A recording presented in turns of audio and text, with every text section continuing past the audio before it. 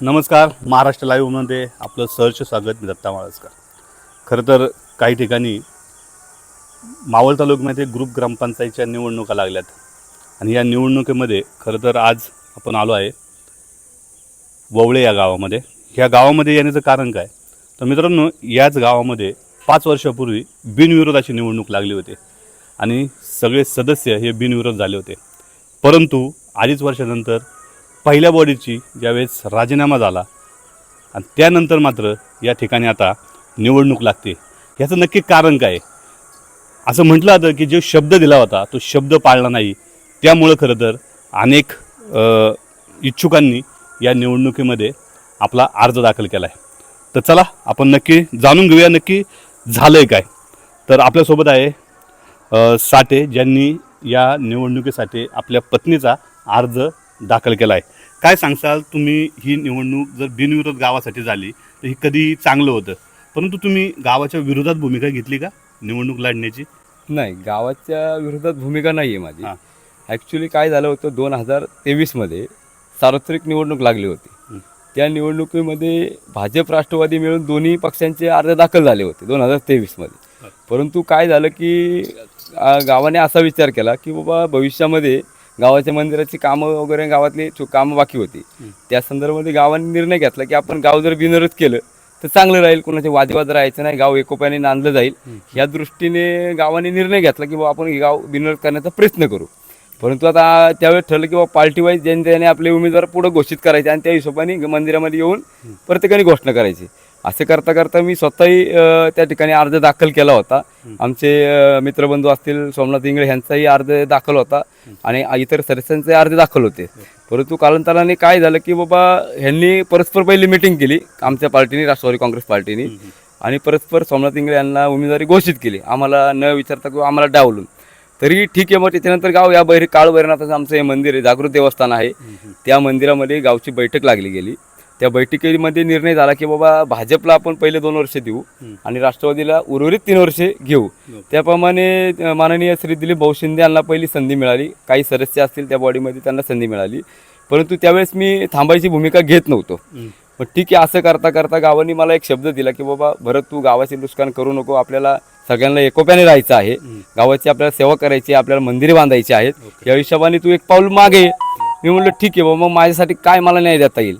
मग त्यांनी एक असा निष्कर्ष काढला की ह्याच मंदिरामध्ये मला 2 महिन्यामध्ये आपण देवाचे ट्रस्ट स्थापन करू, देवाचे ट्रस्ट स्थापन झाल्यानंतर तुला त्या बॉडीचा अध्यक्ष करू. मी म्हणलं ठीक आहे बाबा, गावासाठी मी एक पाऊल याच ठिकाणी आत्ता मागे येतो. परंतु याच या मंदिरामध्ये मी सांगितलं की बाबा येत्या 2 महिने तुम्ही सांगितले, परंतु आपली भाजपकडे आता 2 वर्ष दिलेली आहेत.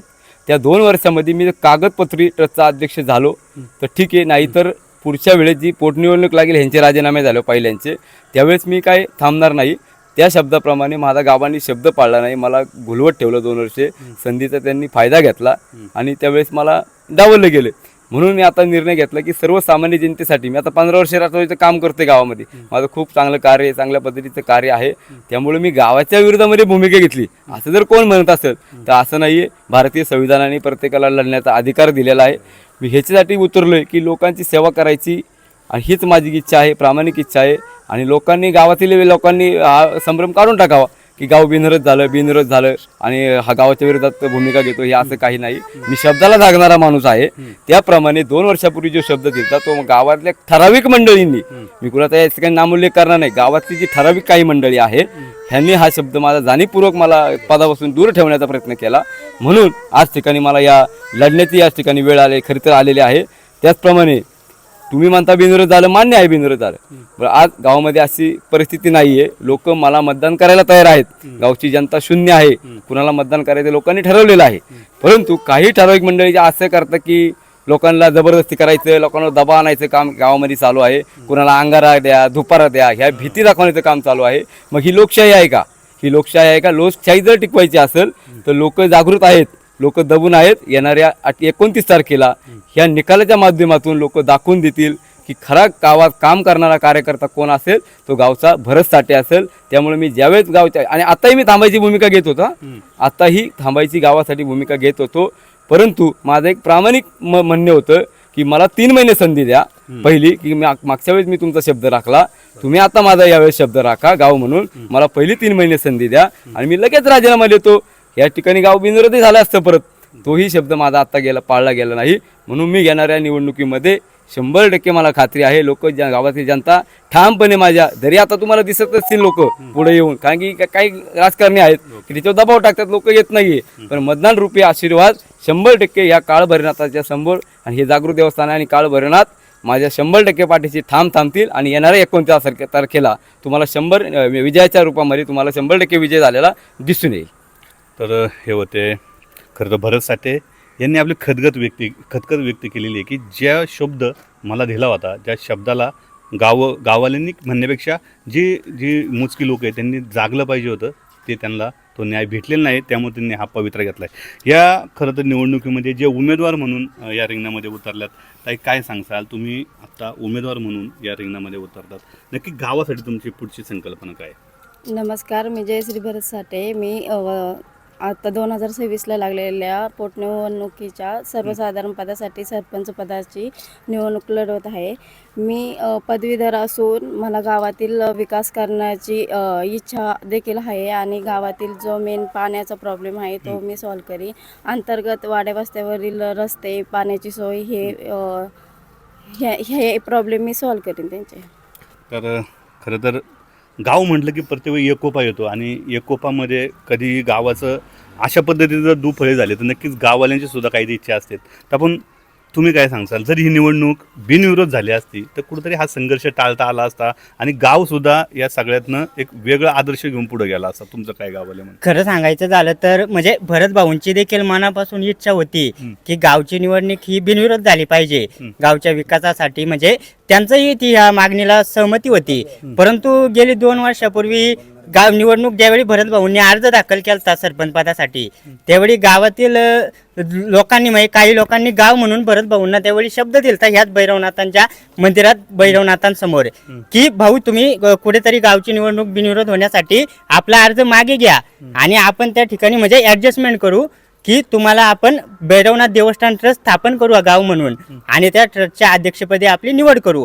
आणि त्यावेळी भरत भाऊंना ही मागणी मान्य झाली आणि त्यावेळी भाऊंनी फॉर्म मागे घेतला त्या ठिकाणी आणि त्या ठिकाणी ही निवडणूक बिनविरोध झाली. त्यामध्ये भरत भाऊंचं देखील योगदान आहे. परंतु आज 2 वर्ष 2.5 वर्ष झाली सरपंच पद बिनविरोध होऊन निवडणूक, परंतु अजूनही गावाने त्यांना ट्रस्ट स्थापन केली नाही आणि कागदोपत्री अध्यक्षपद दिलेलं नाही. त्यामुळे त्यांनी जो काही निर्णय घेतलेला आहे निवडणूक लढवण्याचा हा पूर्णपणे योग्य आहे. यामध्ये गावाला विरोध नाहीये किंवा कोणत्याही व्यक्तीला विरोध नाहीये किंवा आम्हाला सरपंच यामध्ये गावाची साथ आहे का? ऍक्च्युली गावाला बिनविरोध पाहिजे होतं, तर ते सुद्धा आता ज्या पद्धतीने निवडणुकीसाठी अर्ज दाखल करता याच्यामध्ये गाव त्याच्या पाठीशी आहे का? पण गावातील अनेक जनता या ठिकाणी भरत भाऊच्या पाठी आहे. परंतु आता काय झालंय, समोरासमोर लोक येत नाहीये. कारण काही लोकांकडे ताकद आहे, पैसा आहे, ते दमदाटी करतात लोकांना आणि देवाच्या नावाखाली अंगारे दुपारे भंडारा देऊन अंधश्रद्धा निर्माण करण्याचं काम करतात की हा अंगारा घ्या आणि आम्हाला मतदान करा, असंही ते काही दिवसांनी बोलणार आहे. तर गावातील जनता पाठी आहे. 28 तारखेला मतदान आहे. ह्या दिवशी मी गावातील सर्व जनतेला विनंती करतो की सौ जयश्रीताई भरत साठे यांना नारळ ह्या चिन्ह समोरील बटन दाबून विजयी करावे आणि कुठल्याही बोलथापांना, आमिषाला आणि अंधश्रद्धेला बळी न पडता सर्वांनी मतदान करावे आणि जनता आमच्या पाठीशी. आज कुठेतरी भरत भाऊंचा म्हणजे एक प्रकारे विश्वासघात झालेला आहे. दिलेला शब्द गावाने पाळला नाही, त्यामुळे कुठेतरी भरत भाऊंवर एक प्रकारे अन्याय झालेला आहे आणि ह्या अन्यायाला न्याय मिळवण्यासाठी ही जनताच आम्हाला न्याय मिळवून देणार आहे गावातील आणि ती आम्हाला या ठिकाणी मतदान करून आम्हाला सरपंचमध्ये विराजमान करून आम्हाला न्याय देणार आहे. जनतेकडून आमची आशा आहे आणि जनता आमची 100% साथ देणार आहे. आज या ठिकाणी समोर जनता दिसत नाहीये कारण लोक घाबरतात. यांची एवढी दहशत आहे गावामध्ये की यांच्या विरोधात बोलणं म्हणजे ते लगेच त्याचा आवाज दाबण्याचा प्रयत्न करतात. त्यामुळे जनतेलाही सांगणं आहे, कोणाला घाबरू नका, काय नका. 28 तारखेला मतदान केंद्रावरती या, जयश्रीताई यांच्या नारळ ह्या चिन्हासमोरील बटन दाबा आणि आम्हाला विजयी करा आणि आम्हाला न्याय मिळवून द्या, अशी जनतेला विनंती आहे. धन्यवाद. तर हे होते खरं तर ववळ्या गावातील इच्छुक उमेदवार ज्यांनी आता अर्ज भरलेला आहे. हे असं म्हणतात आहे की आता जरी आमच्याबरोबर लोक नसेल, परंतु मतदान रूपी नक्कीच 28 तारखेला लोकांचा विश्वास आमच्यावरती असणार आहे आणि विजयाचा गुलाल आम्हीच उधळणार आहे. महाराष्ट्र लाईव्हसाठी दत्ता माळजकर,